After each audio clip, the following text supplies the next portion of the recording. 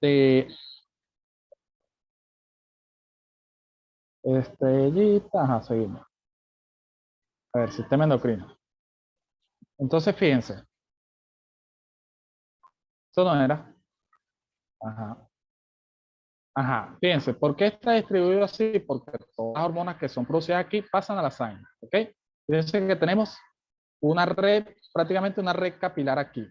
Perdón, iba a decir algo, se me fue la idea. Ajá, fíjense que en la zona, ¿cómo se llama? En la médula suprarrenal, o perdón, en la glándula suprarrenal no tenemos capilares como tal. Hay literaturas que hablan de capilares, pero en realidad no son capilares, son arteriolas, ¿ok? Esas arteriolas están fenestradas, ¿ok? Esas fenestras permiten que, aparte de irrigarse a todas las células que están en la glándula suprarrenal, también permiten que las hormonas, ¿verdad?, que se produzcan ahí, entren a la sangre. Y fíjense que esa red arteriolar, esa red de arteriolas se comunica con las vénulas. Y esas vénulas, ¿verdad?, van a drenar directamente en la médula, en la vena medular. La vena medular va a drenar en la vena suprarrenal, que va a drenar en la vena cava inferior. ¿Ok? Entonces, ¿cómo es la cosa? Arteria subcapsular, ¿verdad? La arteria subcapsular da las arterias corticales, las arterias medulares que se transforman en arteriolas. Las arteriolas irrigan a todas estas porciones, ¿verdad?, del tejido y a su vez reciben a las hormonas. Estas hormonas pasan, una vez en las arteriolas, pasan a las vénulas y las vénulas drenan en la médula, en la vena medular. Y la vena medular viaja o drena directamente a la vena suprarrenal y la vena suprarrenal va a drenar en la vena cava inferior. ¿Ok? Y esto es lo que les mencioné, fíjense. El mineral corticoide, acuérdense que el mineral corticoide es la aldosterona que se produce en la zona glomerular de la glándula suprarrenal, ¿verdad? Esa zona, ¿verdad?, libera la aldosterona. ¿Cuándo se libera la aldosterona? Cuando tenemos el sodio bajo o cuando tenemos disminuido el líquido, ¿ok? Porque acuérdense que cuando nosotros reabsorbemos sodio, reabsorbemos también agua, porque el sodio es osmóticamente activo. ¿Qué quiere decir osmóticamente activo? Que a donde vaya el sodio también lo va a acompañar el agua y a donde vaya el agua también lo va a acompañar el sodio. Perdón, al revés. A donde vaya el sodio, el agua va a acompañarlo siempre y el agua puede migrar sin el sodio. ¿Ok? Porque el agua no es, el agua es agua, obviamente, pero el sodio es osmóticamente activo. Quiere decir que puede atraer agua. ¿Ok? ¿Se entendió esta idea? Sí. Ajá, entonces vamos a suponer que tenemos un paciente con hiponatremia. ¿Qué es hiponatremia? Que hay disminución del sodio. Ay, se quería ir la luz. Cuando hay hiponatremia, ¿verdad? El organismo, el sistema nervioso va y le dice al riñón, mira, no hay sodio. Entonces el riñón dice, no hay sodio, tengo que aumentar la aldosterona.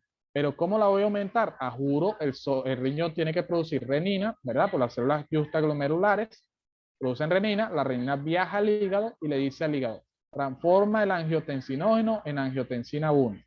Viene el hígado, transforma el angiotensinógeno en angiotensina 1, la angiotensina 1 viaja hacia los pulmones.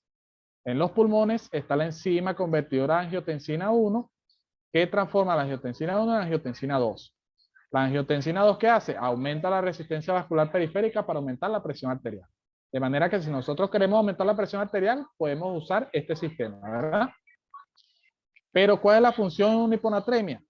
La función es que angiotensina 2 vaya y le diga a la glándula suprarrenal, específicamente la zona reticular de la corteza suprarrenal, ¿verdad? A la zona glomerular, perdón, a la zona glomerular de la corteza suprarrenal, para que produzca aldosterona. O sea, la angiotensina 2 le va a decir a las células glomerulares, le va a decir, mira, produce aldosterona. Y las células glomerulares, ¿y por qué? Bueno, porque no hay sodio y necesitamos reabsorber el sodio que se está excretando por la orina. Entonces las células glomerulares producen aldosterona y la aldosterona viaja al túbulo contorneado distal y empieza la absorción de sodio. Y a medida que se va absorbiendo sodio, se va absorbiendo líquido, se va absorbiendo agua. ¿Ok? De esa forma se puede compensar la hiponatremia que tenga un paciente. Lo mismo ocurre si un paciente está deshidratado. Si está deshidratado, se va a estimular la liberación de ¿quién? De la hormona antidiurética o vasopresina, ¿verdad? Que se produce en el hipotálamo, en el suclo, ¿cómo era la mnemotecnia? Sopa, ¿verdad? Sopa, sí, sopa, ¿verdad? Acuérdense que la antidiurética o la vasopresina se producía en el núcleo paraventricular del hipotálamo. Entonces, la vasopresina lo que hacía era estimular a las células del tubo colector a reabsorber agua, ¿verdad? Pero a su vez tenemos otro mecanismo para aumentar aún más la reabsorción de agua de un paciente deshidratado. ¿Cuál es ese mecanismo? Todo esto que estamos viendo aquí. El riñón produce renina, la renina hace que se transforme la angiotensina 2 en angiotensina 1, la angiotensina 1 se transforma en angiotensina 2 en los pulmones y la angiotensina 2 le dice a la glándula suprarrenal que produzca aldosterona. La aldosterona actúa a nivel del túbulo contorneado distal en la nefrona y le dice reabsorbe sodio. ¿Para qué vamos a reabsorber sodio si el paciente está deshidratado? Para que una vez que absorbamos sodio también reabsorbamos agua, porque el sodio es osmóticamente activo y el sodio va a reabsorber agua. ¿Se entendió? Todo este palabrerío, este montón de cosas que dije. Sí. Ajá. Ok. ¿Alguna pregunta? ¿Hasta aquí? Ah, doctor, yo tengo una duda, disculpe la ignorancia, pero ¿cuál es la importancia del calcio en la sangre? El calcio, pues acuérdate que el Es calcio lo de los huesos, ¿ya? va a formar parte de muchas funciones de nuestro organismo. Una de esas funciones, el calcio, mira, el calcio actúa a nivel de la membrana presináptica para estimular la liberación de neurotransmisores. El calcio, eso lo debieron de haber visto en tejido nervioso. El calcio estimula la contracción muscular, lo debieron de haber visto en músculo. Sin calcio no se contrae el músculo. El calcio estimula, por supuesto, la síntesis de la matriz extracelular del hueso. ¿Ok? Entonces, el calcio es recontra mega importante. Pero nosotros no podemos tener calcio solamente en los huesos, por ejemplo. Nosotros necesitamos que el calcio vaya circulando por el organismo para cumplir diversas funciones, porque fíjense que no cumple una función en un solo sitio. Entonces, si nosotros necesitamos contraer el músculo, necesitamos que el calcio esté en la sangre, ¿verdad? Porque si vamos a contraer ese músculo, rápidamente ese calcio que viaja por la sangre penetra en el músculo y se activa la contracción. ¿Me explico? Ahora, si Ok. nosotros tuviésemos calcio, vamos a suponer, tenemos calcio nada más en el esternón, de aquí que el calcio llegue al músculo, entonces la contracción nunca se produce, o se produce el día de la pera. Por esa razón es importante el calcio en la sangre, pero a un nivel establecido. Si el calcio se pasa mara, que está demasiado aumentado, puede favorecer otras patologías. El exceso de calcio puede hacer que el músculo se contraiga a lo loco, puede hacer que se formen cálculos en el riñón y pare de contar. ¿Ok? Ok, gracias, doctor. Ok. Por último, creo que esta es la última glándula, tenemos a la glándula pineal o la glándula del sueño. La glándula pineal es una glándula, valga la redundancia, que se encuentra en todo el centro del cerebro. La glándula pituitaria, ¿verdad? O hipófisis está en toda la base del cráneo, a nivel de la silla turca.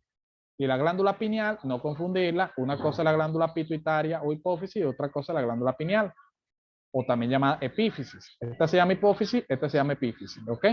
La epífisis está en toda la base del cerebro. Esta en la base del cráneo, esta en la base del cerebro, ¿ok? O la base del encéfalo. Esta se encuentra justamente entre los dos hemisferios cerebrales. Nosotros tenemos, el cerebro está dividido en dos partes, ¿verdad? Un hemisferio izquierdo y un hemisferio derecho, ¿verdad? En la unión de esos dos hemisferios, justamente en la base de esos dos hemisferios donde se unen, se encuentra la glándula pineal, ¿ok? O epífisis. Esa glándula pineal, ¿verdad? Está unida al techo del tercer ventrículo, eso es anatomía, eso no nos interesa ahorita. Tiene forma de piña, de ahí el nombre de pineal, pineal por piña, ¿ok? Y en la glándula pineal tenemos dos tipos de células desde el punto de vista histológico. Las células intersticiales, que lo que van a hacer es formar parte de la base del órgano, o sea, son las que van a tener al órgano ahí sostenido, por decirlo así, y nutrido, son células nodrizas. Y las más importantes que son los pinealocitos, ¿ok? Pinealocitos. ¿Por qué se llaman pinealocitos? Porque son las células principales de la glándula pineal, ¿ok? Por eso el nombre de pinealocito.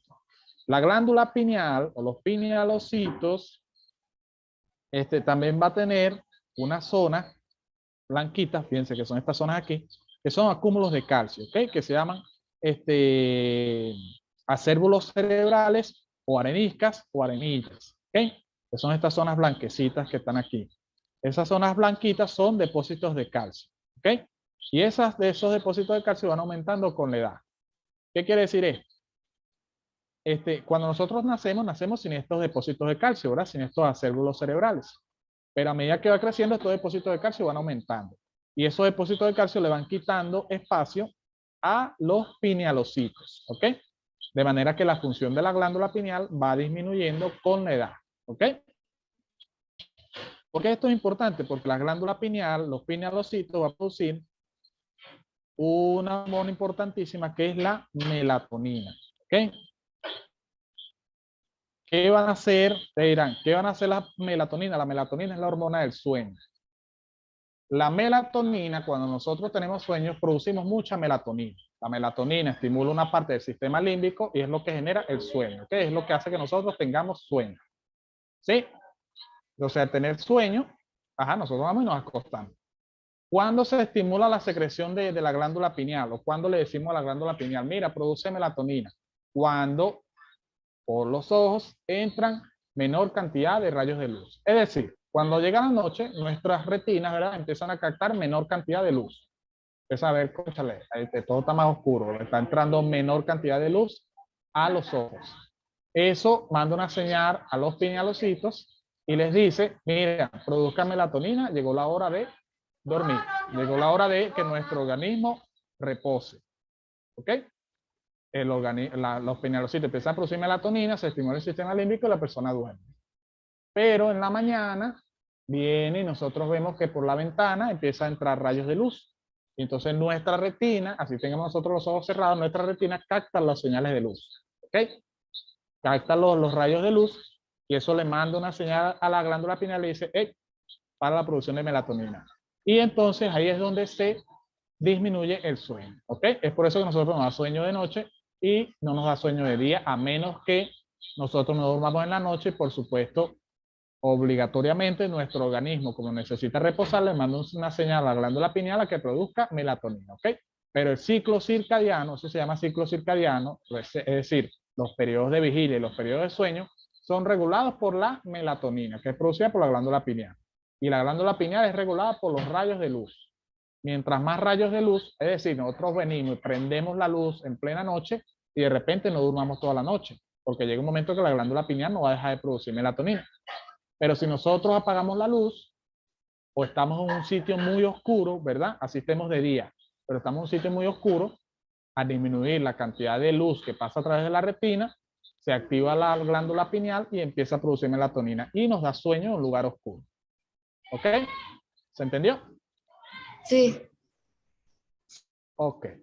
Y bueno, esto es todas las glándulas, toda la secreción que se produce a nivel del sistema endocrino y todas sus, ¿cómo se llama? Sus iniciales o no me acuerdo el nombre, sus iniciales, por decirlo así. ¿Qué iba a decir yo? Iba a decir algo, pero se me fue la idea. Se me fue la idea, chicos. Bueno, esto que estamos aquí es la hormona, ¿ok? Esta aquí son las hormonas.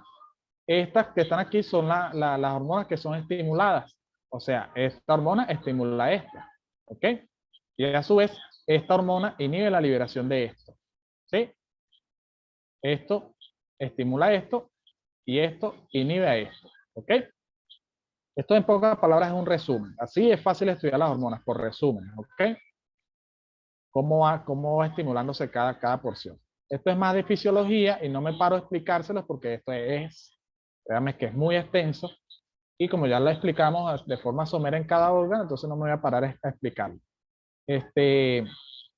Pero se los voy a dejar para que si quiere usted hacer un resumen con esto. Es bastante más sencillo hacer los resúmenes de las hormonas con cuadros, ¿ok? Cuando ustedes van a estudiar hormonas, estudienlas con cuadros. Si van a estudiar el sistema endocrino, estudienlo con esquemas y cuadros. No vayan a estudiarlos con letras porque van a pasar horas y horas y horas escribiendo, porque eso es mucha información y al final de repente no les queda igual. En cambio, con esquemas, con dibujos, con cuadros, le va a quedar todo perfectamente. ¿Estamos claros? Sí. Doctor, qué interesante porque mi papá no puede dormir y le mandaron melatonina para poder dormir. No sabía que era la Bueno, hormona del pues, sueño. probablemente la glándula pineal de él esté calcificada. Por eso no produce tanta melatonina y no duerme. Sí. Ujú. Entonces, ¿alguna pregunta?